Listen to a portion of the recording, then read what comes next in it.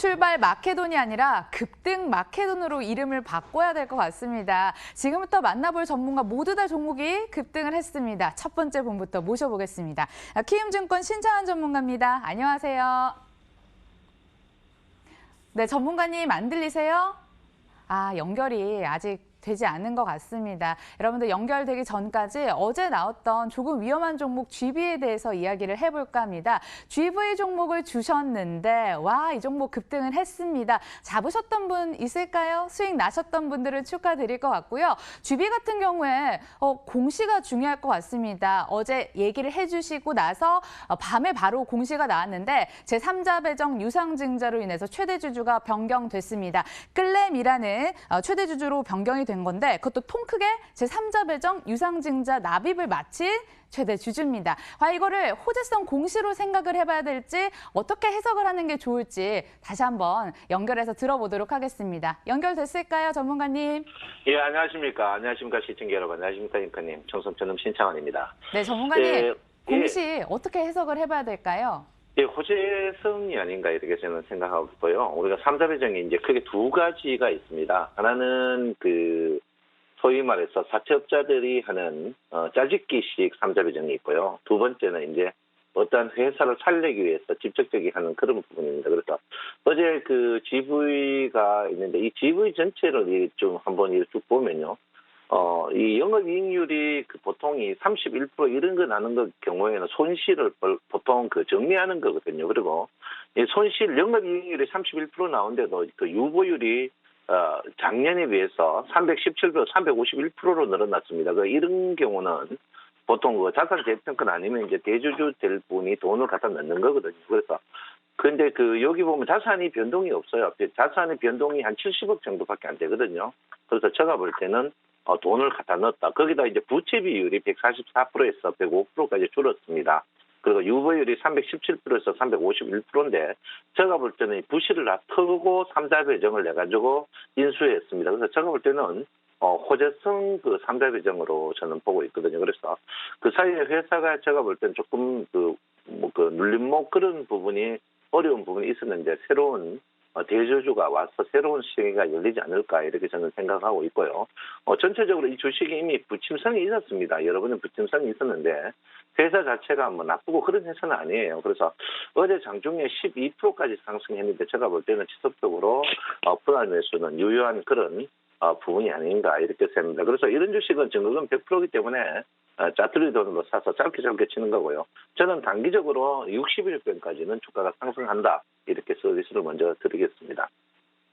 자, 코스피부터 한번 보도록 하겠습니다. 코스피는 어제 이제 크게 상승했습니다. 상승했는데 제가 여러분에게 누차 말씀드렸지만 형과 아우의 사이가 중요하다. 이렇게 말씀을 드리겠습니다.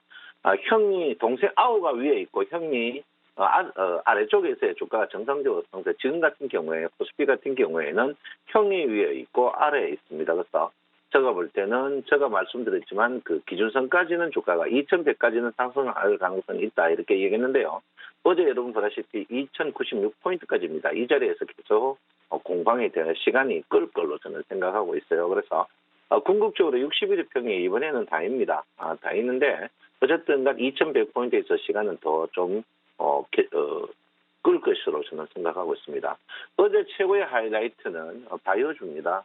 제가 이제 여러분한테 바이오 다 이제 됐습니다 하고 이제 바로 이틀 만에 바이오 주식이 어제 폭등하는 그런 장세를 보였습니다. 그래서 바이오 주식은 제가 볼 때는 여러분들이 새롭게 한번 봐야 되는 그런 부분이 아닌가 이렇게 생각하는데 이제 지금 왜 그러냐면 저는 바이오가 제조업이 이제 우리가 보통 돈이라는 것이 폭탄이거든요.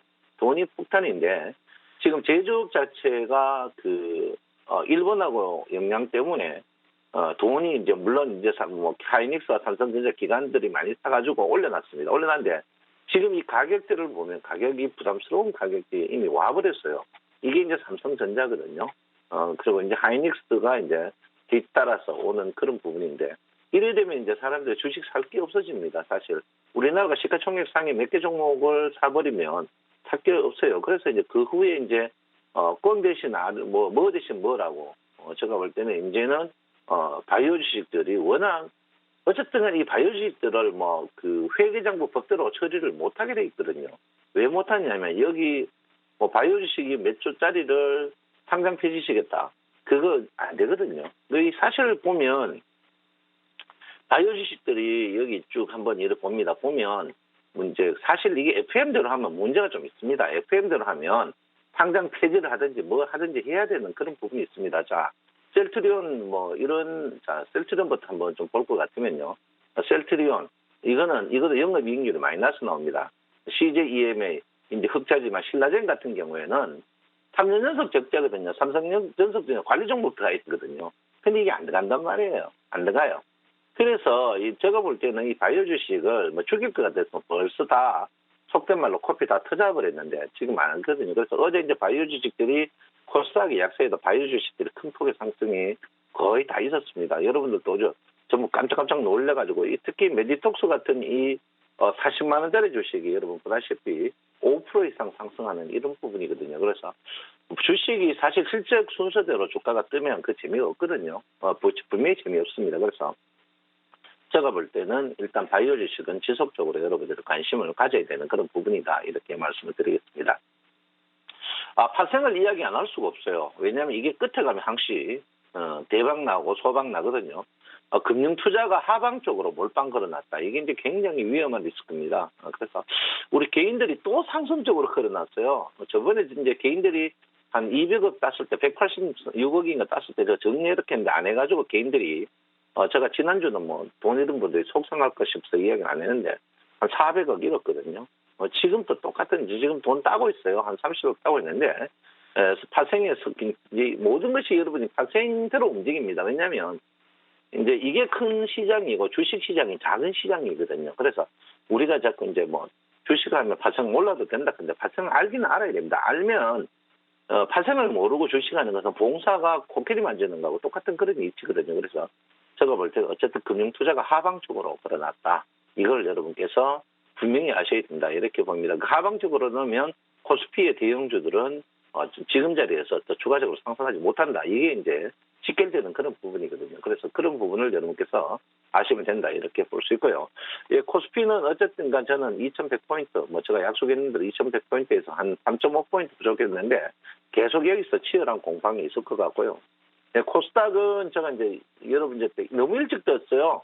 85포인트까지 뜰 것이다. 이렇게 이야기했는데 지금 보시면 한 2포인트 정도 손해났는데 제가 볼 때는 괜찮아요. 코스닥 제가 볼 때는 이번 코스닥의 대형주는 크게 제가 장기적으로 710포인트까지는 분명히 뜬다 이렇게 보기 때문에 여러분께서 코스닥 주식에 이제 해야 됩니다. 제가 계속 바이오 주식에 대해서 그 누구보다 여러분들 악평을 했습니다. 한 달 전에 이거 아니다. 계속 떨어질 것이다. 이렇게 이야기했는데요. 저도 이제 이 부분은 690 이하 하방 이탈 이거는 마지막 투매라고 보고 있거든요. 그래서 어쨌든간 낙폭 과대보다 더 좋은 호재는 없고 또 신용이 급격히 줄어들고 있습니다. 신용이 제가 볼 때 한 열흘 정도만 있으면 신용이 거의 다 없어져 버려요. 신용이 줄어들고 있으니까 여러분 너무 염려하지 말고 사시면 저는 궁극적으로 710, 심하면 730까지도 상승할 수 있는 코스닥장이 분명히 열린다 이렇게 보고 있기 때문에 여러분 너무 염려하지 마시고 코스닥 주식 갖고 있는 거 물타기는 아닙니다. 돈 있으면 개별 종목이 영 맞고요. 갖고 있는 주식을 넉넉한 마음으로 갖고 있어야 되는 그런 부분이 아닌가 이렇게 생각을 하고 있습니다. 자, 지금 주식가 스윙 차트 하는 차트가 있습니다. 지금 주가가 횡보 조정에서 상승 조정이냐 하락 조정이냐 구별할 수 있는 건데 지금 코스닥 같은 경우에는 상승 조정으로 지금 변환이 됐어요. 이 상승 조정 변환이 되는 주가가 탄력이 이렇게 쭉쭉쭉쭉 한번 가면 세게 갈 수 있습니다.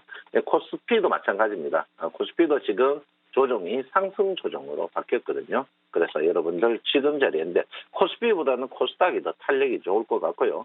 코스피 같은 경우에 지금 대에서 물량대가 꽉 차 있습니다. 코스닥 같은 경우에는 이 물량대가 저 위에 있거든요. 그래서 제가 이제 여러분 710까지 갈 수 있다. 최하 690 이상 갈 수 있다 하는 이유가 그 매물대에 계속 거기에 있습니다. 그래서 코스닥은 지금 서서히 여러분께서 조금 기지개를 켜. 물론 수익은 개별 종목에서 더 많이 나지만 대형주 갖고 좋아하시는 분들은 서서히 코스닥 매수하는 것도 현명한 그런 방법이다. 이렇게 보고요. 저는 그 코스피는 반대예요.